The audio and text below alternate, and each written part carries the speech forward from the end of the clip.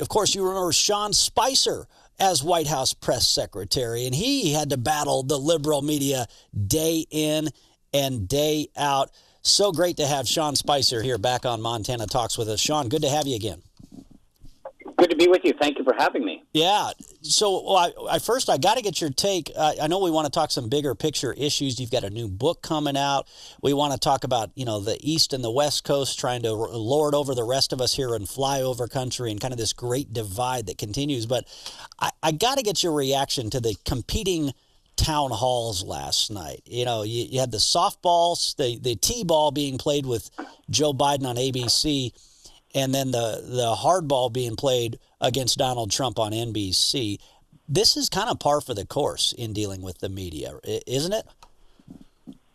Yeah, in fact, I would argue that there weren't two town halls last night. One was an infomercial, and the other was a debate with the moderator. Yeah, exactly. Yeah, because I think it took 20 minutes before we finally got the first actual question from one of the members of the audience. I mean, I thought that's what town halls are supposed to be all about, and yet for the first 20 minutes, there was nothing other than Savannah Guthrie arguing and constantly interrupting the President of the United States. Yeah, that's what I'm saying. It was so I agree. I mean, it was like she wanted to be, I think, you saw all those stories in the media leading up to it that NBC executives and producers and whatnot were all outraged that they were doing this. And this was Savannah's way of trying to, I think, show them, like, don't worry, I'm going to be tough on them. Yeah, exactly. Well, I know you've got a new book coming out. I got a great note from Heather Nauert. A lot of folks remember Heather Nauert from Fox News. Then she was working as the State Department spokeswoman. And she just said, hey, with the elections coming up, this deepening divide between the West Coast and the East Coast, and now we got all these Californians moving into Montana. She said you've got a new book out that kind of covers that divide. So we appreciate you being on this show. Talk a little bit about what your new book is all about. Well, the new book is called Leading America. It actually just came out, so you can go to Amazon right now and get it. But it lays out, sometimes when you write a book, you wonder what the timing is going to be like when it actually comes out months later. And I talk about cancel culture and all of these things that our country is dealing with, from big tech to the way that the media covers our side, to Hollywood and academia and the stuff that kids are learning in school today. That I think, frankly, is just, it blew my mind when I was researching the subject, because I'm like, there's no way that that's actually happening in public schools, and sure enough, it is.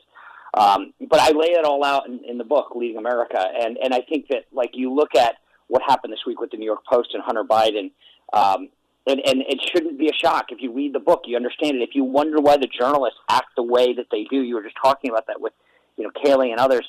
Well, it's because this is how they're trained. And I go into a deep dive of what's going on in journalism school, what they're being taught, what the curriculum was, who the professors are. And once you read it, Aaron, you go, aha, I get it. This makes sense now. If this is the way they're taught, then it makes sense, why they cover things the way they do. Yeah. I think that one of the biggest lies that we're seeing in this day and age is, well, the media just is bad to Donald Trump because he's so audacious. It's just that they don't like Donald Trump. And so some of these never-Trumpers, like the Romneys of the world and others, want people to think that, well, if there was another candidate, the media wouldn't be as bad as they are. They were awful to George W. Bush. They were awful to John McCain when he became the Republican nominee. And even back here in Montana, we've got a listener on the Montana-North Dakota border. The North Dakota governor is a Republican. The Montana governor is a liberal Democrat. He gets softballs every day at his press conferences. The North Dakota governor, being a Republican, they try to grill him every single day. So it's not just a national media thing. It's not just a Trump thing. It's pervasive. Exactly. And the thing is that where Republicans and never-Trumpers and all these people think, and you're exactly right, if they somehow think it's going to be different. And John McCain found this out the hard way when they loved him when he was bashing all the Republicans, and we ran for president. I think he said, okay, well, they'll love me. And I think he was kind of like, well, wait a second, why aren't you guys still loving me anymore? And because once they're faced with the prospect of having to choose between a Republican and a Democrat, they will take the Democrat every day of the week and twice on Sunday. And Republicans always fall to this trap of thinking somehow they're going to be loved if just they do it a little different or a little longer, and it just never works that way. Yeah. Back to this idea of this big divide in this country, and your book, Leading America. Look, at the end of the day, no matter who wins the election coming up in November, I think what President Trump has helped awaken people in this country to is the fact that we've got deeper foundational issues. When you've got so many young people that are choosing socialism over freedom, we've got to go back to the basic building blocks of rebuilding this country and bringing people back together again, because no matter who wins this election, it shouldn't be this close. The difference between Donald Trump and Joe Biden, it should, and maybe it's not as close as they're leading us to believe in the first place. But anyway, your take on that, and no matter who wins this election, how do we go about getting back to the basic building blocks of our culture here?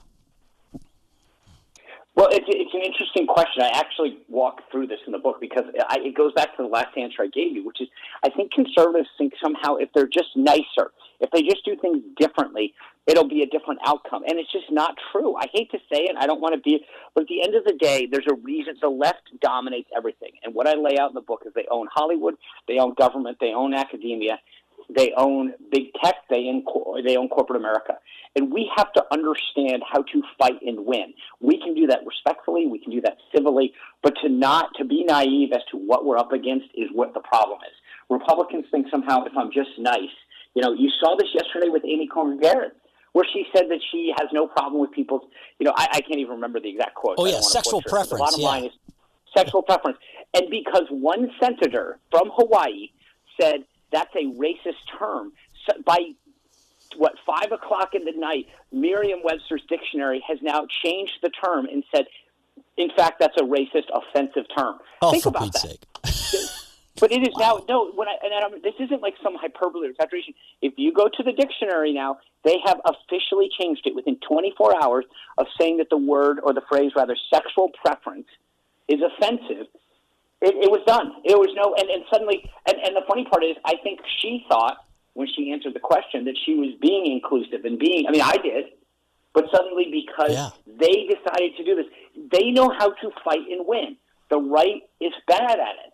And we have to understand how to do this, because one of the things that I do in each chapter is give examples as to a way in which there a group or an individual on the right is succeeding. And it's important because if we look at some of the stuff, for example, on college campuses, Charlie Kirk, he runs Turning Point USA. They're going out on college campuses. All over. And you know what? And the funny thing is, I look back and think to myself, when I was in college, there was no Turning Point. There was nobody out there trying to explain and share what conservative values were. In fact, the goal in colleges, and I walk through this in the book, is to make sure that you never are exposed to it. And that's the beauty of what they do, is that they know that their ideas aren't better. So what do? They cancel you out, and they don't allow people to learn about it. And that's the beauty of it, is that we have to understand, as on the right, what we're up against. Yeah. Because until you understand that and you get what's happening, and the same thing that's happening in the media. So I have a show on Newsmax every night at 6 o'clock Eastern now. And what I'm able to do is and the funny thing is, this, being in the media as well, you get every, in my case, every Tuesday, I don't know what it's like in radio, your ratings, whether you're doing better or not. And we've been blessed with the amount of growth that we've had.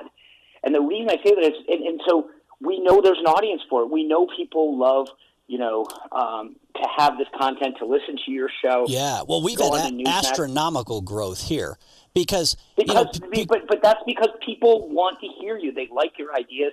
And that's my point, is that you would say to yourself, well, why is Hollywood, why is big media, why are big tech censoring these ideas? And the reason is that they know once people get turned on to your show or my show or my book, or they go, wow, that was interesting. Sean Spicer himself able to stick around with us here for the final few minutes on the show. He was making such a good point. In fact, I had to pull up the news story. This is our "oh, for Pete's sake" moment of the day here. Merriam-Webster Dictionary changes its definition of sexual preference because Judge Amy Coney Barrett used the term, and a Democrat said that's offensive, even though the late Justice Ruth Bader Ginsburg herself used the term sexual preference. Yeah, Sean Spicer, that is definitely my for Pete's sake moment of the day when the news is just so absurd. Yeah, but yeah, see, unfortunately, it's totally different. It's totally different. Because when someone on the left uses it, it doesn't count. It's only if someone on the right says it. You know that, Yep. right? Oh, yeah. It's different. Yeah. There are two sets of rules, two sets. One if you're on the right and one if you're on the left. I write about this in my book about blackface. It's the same thing. If you say it on the right, you're canceled. If you do it on the left, it's excused. Mm-hmm. Yeah. Yeah. I had a great line. I was interviewing State Senator Jennifer Fielder here. One of our liberal papers endorsed her, and then the liberal mob got outraged, so they retracted their endorsement. And she had a great line. She called it journalism by mobocracy. Basically, the mob is running these newsrooms now, too, you know? That's true. I mean, but look, you saw it. Like I said, it doesn't matter. You can point out the fact that the same phrase used by Amy Coney Barrett was the same phrase used by Justice Ginsburg, but that doesn't matter because it's not about facts. It's about canceling people out, and that's what troubles. It should actually trouble everybody. The idea that this is how we're operating these days should be of concern to folks. And I think that part of the reason I wrote this book is so that it could lay it all out, and then people go, I get it now. I understand why this is a problem. Yeah, and you're so right. There are some Republicans out there who think, oh, I could win over these journalists. They'd like me.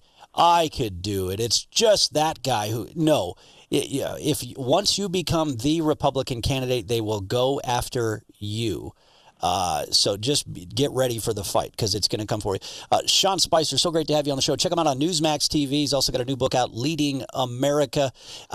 From the 2 minutes to go here, anything you want to tell, I want to give you the opportunity to say anything you want to folks across Montana. But also, I had a great phone call. You know, people are recapping the so-called town halls last night, and one caller said, you know, Donald Trump, he actually. Instead of calling for Joe Biden to be called out over Antifa last night when he was throwing this stupid white supremacy question, he should have just simply said, yeah, I condemn white supremacy. I condemn Joe Biden for all the racist stuff that Joe Biden has said over the years. Well, and he did. I think the president, it's like no matter what he says, though, it doesn't matter. I mean, he could have put up a billboard that says, I condemn white supremacy. And they said, yeah, but you didn't fly a blimp. You know, there's always there's another bar that always has to. I'm not kidding, though. Yeah, you're right. How many times did he say it? He kept saying it over and over again last night, and Savannah was like, yes, but you didn't say it in Spanish.